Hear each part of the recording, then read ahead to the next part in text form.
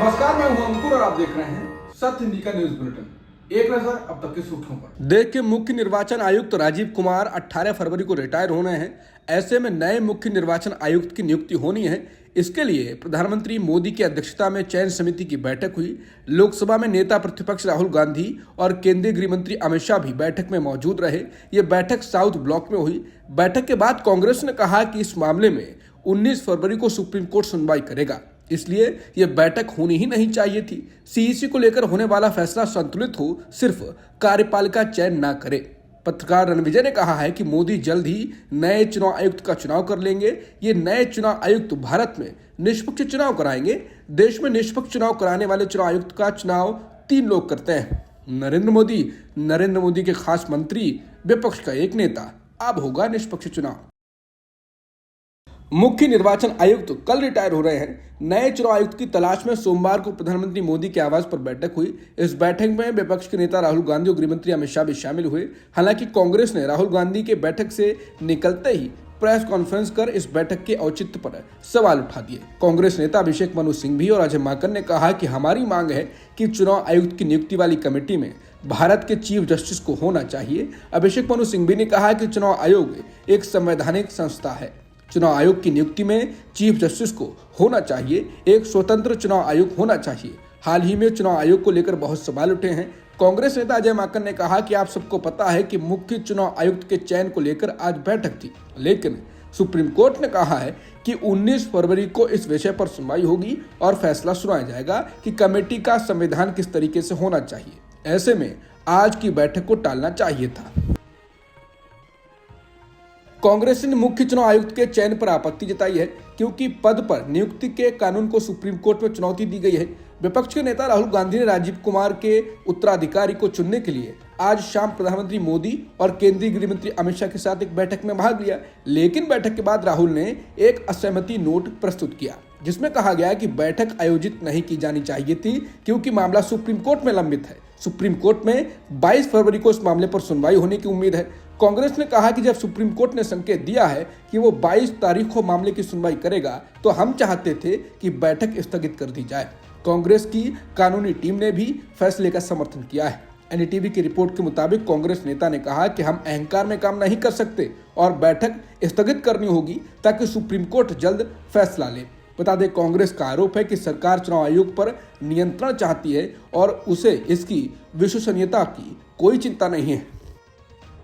Supreme court ने सोमवार को उत्तर प्रदेश के अधिकारियों से यह बताने को कहा कि सुप्रीम कोर्ट के निर्देश की कथित तौर पर अवज्ञा कर कुशीनगर में मस्जिद का एक हिस्सा गिराने के मामले में उनके खिलाफ अवमानना की कार्रवाई क्यों ना शुरू की जाए। Justice VR. गवई और जस्टिस ऑगस्टीन जॉर्ज मसी की बेंच ने यह भी निर्देश दिया कि अगले आदेश तक संबंधित ढांचे को ध्वस्त नहीं किया जाए। बेंच ने शीर्ष अदालत के पिछले साल 13 नवंबर के निर्देशों का पालन करने में फेल रहने को लेकर कुशीनगर के संबंधित अधिकारियों के खिलाफ दायर अवमानना याचिका पर सुनवाई करते हुए आदेश पारित किया। बता दें, सुप्रीम कोर्ट ने 13 नवंबर 2024 के अपने फैसले में अखिल भारतीय दिशा निर्देश निर्धारित किए और कारण बताओ नोटिस जारी किए बिना संपत्तियों को ध्वस्त करने पर रोक लगा दी थी तथा पीड़ित पक्ष को जवाब देने के लिए 15 दिन का समय देने को कहा था। अडानी ग्रीन द्वारा श्रीलंका में एक विवादास्पद रिन्यूएबल एनर्जी प्रोजेक्ट को छोड़ने की घोषणा के कुछ दिनों बाद राष्ट्रपति अनुरा दिसानायके ने संसद को बताया कि अडानी के अत्यधिक टैरिफ को उचित नहीं ठहराया जा सकता। उन्होंने कहा कि 8.26 डॉलर सेंट के एक्सेसिव टैरिफ पर एनर्जी प्रोजेक्ट को सही नहीं ठहराया जा सकता। उन्होंने कहा कि कॉम्पिटिटिव टैरिफ के आधार पर ऊर्जा निवेश का स्वागत करते हुए कहा कि श्रीलंका किसी विशिष्ट कंपनी या देश को विशेष अधिकार नहीं देगा। प्रधानमंत्री मोदी सोमवार को कतर के अमीर शेख तमीम बिन हमद अल थानी का स्वागत करने खुद इंदिरा गांधी अंतर्राष्ट्रीय एयरपोर्ट पहुंच गए। कतर के अमीर 17 और 18 फरवरी को भारत की राजकीय यात्रा पर हैं। इस दौरान वो पीएम मोदी के साथ द्विपक्षीय संबंधों के विभिन्न पहलुओं पर बातचीत करेंगे। विदेश मंत्रालय ने शनिवार को उनके दौरे की जानकारी दी थी। उत्तर प्रदेश के गाजीपुर में एक प्राथमिक विद्यालय के मुख्य द्वार से युद्ध नायक परमवीर चक्र विजेता अब्दुल हमीद का नाम हटाने पर चौतरफा विरोध के बाद प्रशासन बैकफुट पर आ गया है। खबर है कि विरोध को देखते हुए शिक्षा विभाग ने विद्यालय का नाम फिर से शहीद वीर अब्दुल हमीद के नाम पर रख दिया है। ये वही स्कूल है जहां पर वीर हमीद ने कभी पढ़ाई की थी। इससे पहले स्कूल के मुख्य द्वार से वीर अब्दुल हमीद का नाम हटाए जाने पर परिवार के सदस्यों और स्थानीय लोगों के साथ कांग्रेस समेत कई दलों के नेताओं ने विरोध जताया था। कांग्रेस नेता इमरान प्रतापगढ़ी ने वीडियो ट्वीट किया है और दुष्यंत कुमार की पंक्तियां ट्वीट की हैं। कैसे आकाश में सुराख नहीं हो सकता, एक पत्थर तो तबीयत से उछालो यारो। इसके साथ ही लिखा है कि मैं लगातार परिजनों के संपर्क में हूं। उनका कहना है कि यह घटना पूर्व में भी एक बार हो चुकी है। मेरी सरकार से मांग है कि बार बार ऐसा करने वाले जिम्मेदारों पर कार्रवाई सुनिश्चित करें ताकि भविष्य में भारत के वीर सपूतों की शहादत का कोई अपमान करने की हिमाकत ना करे।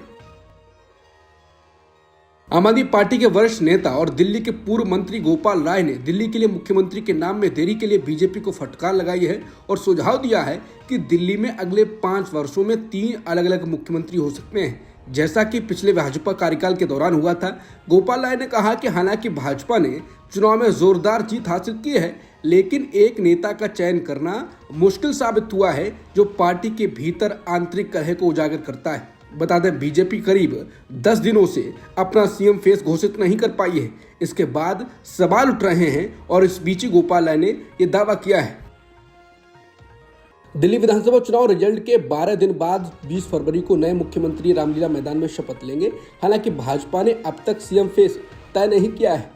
पार्टी विधायक दल की बैठक 19 फरवरी को बुलाई गई है, जिसमें सीएम की घोषणा होगी। इससे पहले 16 फरवरी शाम को खबर आई कि 17 फरवरी यानी आज विधायक दल की बैठक होगी और 18 फरवरी को शपथ ग्रहण समारोह होगा। हालांकि कुछ देर बाद इसे 2 दिन के लिए टाल दिया गया। इसकी वजह नहीं बताई गई। हालांकि बीजेपी सीएम तय करने में लगातार देर कर रही है और इस पर सवाल उठ रहे हैं कि ऐसा क्यों? क्या बीजेपी और आरएसएस में खींचतान चल रही है? विशेषज्ञों का कहना है कि आरएसएस अपने नाम दे रहा है और मोदी अपने सहमति बनने में इसलिए देरी हो रही है। आपकी प्रवक्ता प्रियंका कक्कड़ ने दिल्ली में मुख्यमंत्री के चुनाव के मुद्दे पर बीजेपी पर निशाना साधा। उन्होंने कहा कि भाजपा का फोकस कभी गवर्नेंस पर रहा ही नहीं।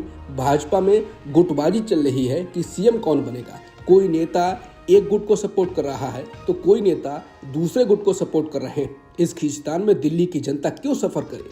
प्रियंका ने कहा कि आज 10 दिन हो गए लगभग, फिर भी दिल्ली के पास ना कोई सीएम है और ना ही कैबिनेट। ये लोग अगर सीएम चुनने में इतना टाइम लगाएंगे तो दिल्ली की जनता के लिए हर दिन के आधार पर जो फैसले करने होते हैं उसमें सोचिए कितना टाइम लगाएंगे।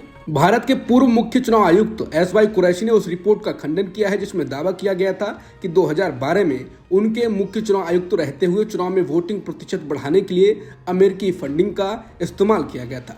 कुरैशी ने यह बयान बीजेपी प्रवक्ता अमित मालवीय के आरोप पर दिया है। मालवीय का कहना था कि 2012 में एसवाई कुरैशी के नेतृत्व में चुनाव आयोग ने international foundation for electoral system के साथ एक एमओयू साइन किया था। ये संस्था जॉर्ज सोरोस के ओपन सोसाइटी फाउंडेशन से जो जुड़ा है, इसे मुख्य तौर पर यूएसएआईडी से आर्थिक मदद मिलती है।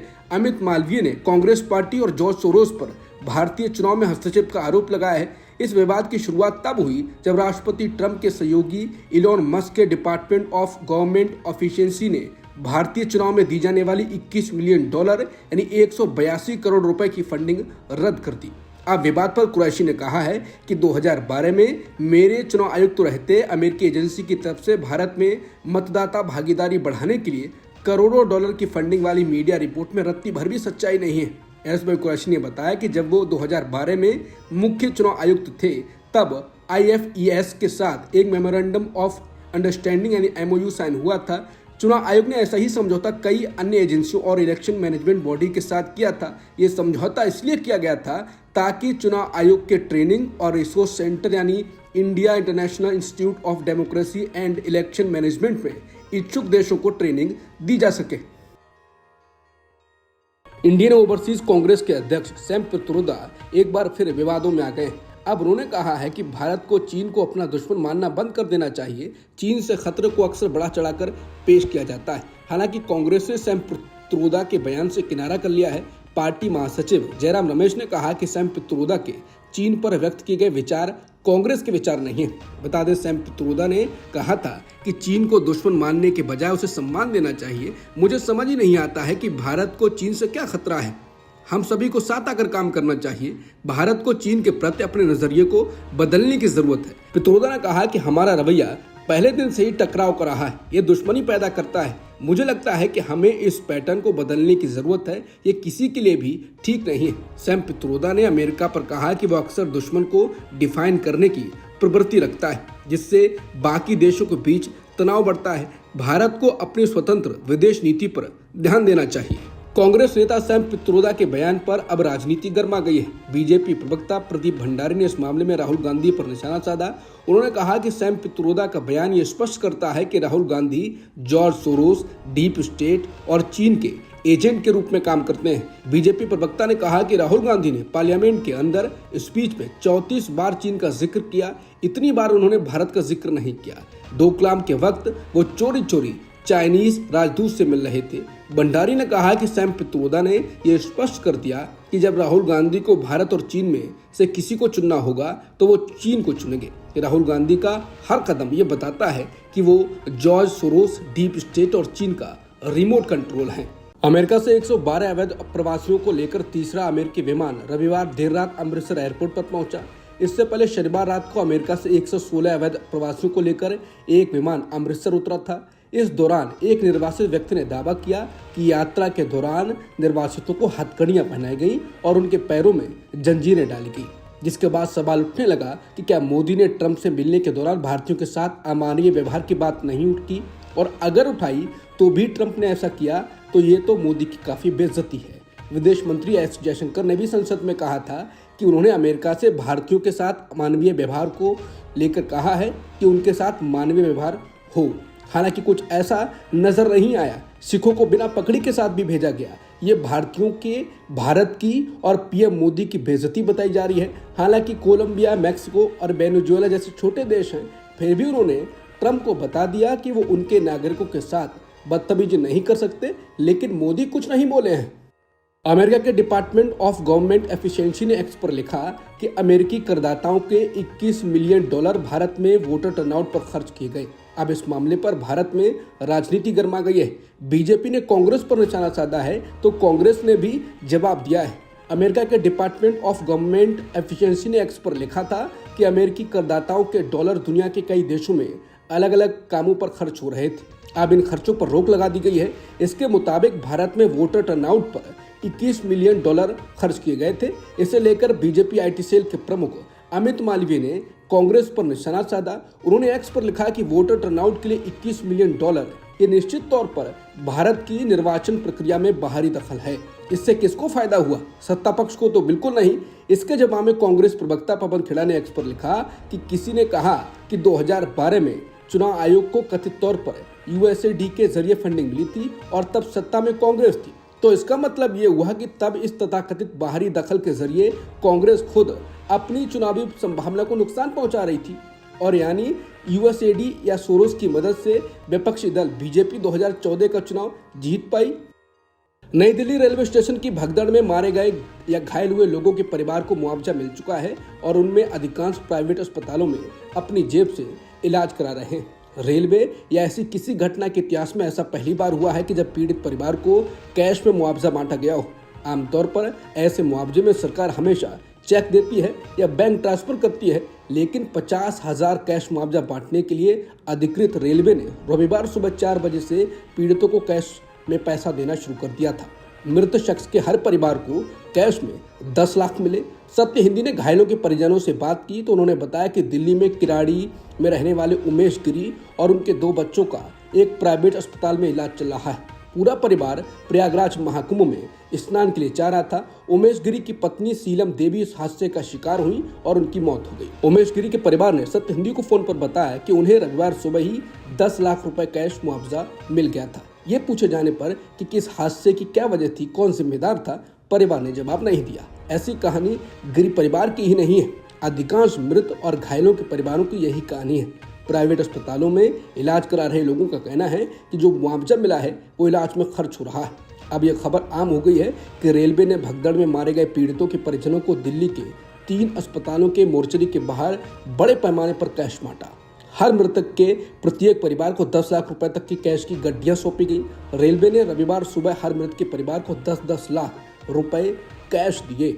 18 लोगों की मौत के हिसाब से यह पैसा 1 करोड़ 80 लाख बैठता है, जिसके बाद कई सवाल खड़े हो रहे हैं कि यह पैसा कहां से दिया गया और कैश में क्यों दिया गया।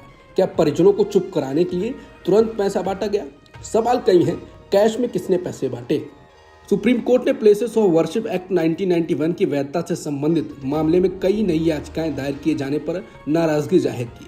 कोर्ट ने कहा कि केंद्र की तरफ से अब तक जवाब दाखिल नहीं किया गया है और नई याचिकाएं दायर की जा रही हैं। सीजेआई संजीव खन्ना ने कहा कि बस बहुत हो गया, इसे खत्म होना चाहिए। सीजेआई ने जोर देकर कहा कि सुप्रीम कोर्ट इस मामले में किसी भी नई याचिका पर सुनवाई नहीं करेगा। बार एंड बेंच की रिपोर्ट के मुताबिक उन्होंने कहा कि हम आज पूजा स्थल अधिनियम मामले पर सुनवाई नहीं करेंगे। ये 3 जजों वाली बेंच का मामला है। बहुत सारी याचिकाएं दायर की गई हैं। मार्च में किसी समय इसे सूचीबद्ध किया जाएगा। कॉमेडियन समय रैना, यूट्यूबर रणवीर इलाहाबादिया, यूट्यूबर आशीष चंचलानी और अपूर्वा मकीजा सहित अन्य लोग सोमवार को राष्ट्रीय महिला आयोग के समन पर नहीं पहुंचे। राष्ट्रीय महिला आयोग ने बताया कि उन्होंने शो इंडियाज गॉट टैलेंट में विवादित टिप्पणी पर इन लोगों समेत कई लोगों को समन भेजकर 17 फरवरी को दोपहर 12 बजे से पहले नई दिल्ली स्थित अपने दफ्तर बुलाया था। महिला आयोग ने कहा है कि इन लोगों ने पेश नहीं होने के कई कारण बताए हैं। आयोग ने बयान जारी कर कहा कि इन लोगों ने सुरक्षा, पूर्व नियोजित विदेश यात्रा को पेश नहीं होने की वजह बताया है। राष्ट्रीय महिला आयोग ने कहा कि रणवीर इलाहाबादिया, आशीष चंचलानी और अपूर्वा मकीजा के अनुरोध पर उन्हें 6 मार्च को बुलाया गया है। आयोग ने जानकारी दी कि समय रैना ने उन्हें बताया कि वो अभी अमेरिका की यात्रा पर हैं। उन्हें 11 मार्च को आने के लिए कहा गया है। यूक्रेन में जारी जंग को खत्म करने के लिए अमेरिका और रूस के बीच सऊदी अरब में आज से चर्चा हो सकती है। रूसी सरकारी मीडिया के अनुसार इसके लिए रूस के विदेश मंत्री सर्गेई लावरोव सऊदी अरब के लिए रवाना हो गए। वहीं अमेरिका के विदेश मंत्री मार्को रूबियो भी सऊदी अरब की यात्रा पर हैं। इनकी लावरोव से शांति वार्ता पर चर्चा हो सकती है। अमेरिकी राष्ट्रपति ट्रंप ने युद्ध खत्म करने को लेकर रूस के राष्ट्रपति व्लादिमीर पुतिन से फोन पर बात की थी। इसके बाद उन्होंने कहा था कि चर्चा को आगे बढ़ाने के लिए वो दोनों जल्द मुलाकात करेंगे। हालांकि ट्रंप और पुतिन की इस बातचीत के बाद यूक्रेन के राष्ट्रपति वोलोदिमीर ज़ेलेंस्की ने कहा था कि उनका देश युद्ध खत्म करने से जुड़े ऐसे किसी समझौते को नहीं मानेगा जिसमें वो शामिल ना हो। अब तक की खबरों में इतना ही। बाकी खबरों के लिए बने रहिए सत्यहिंदी.com के साथ।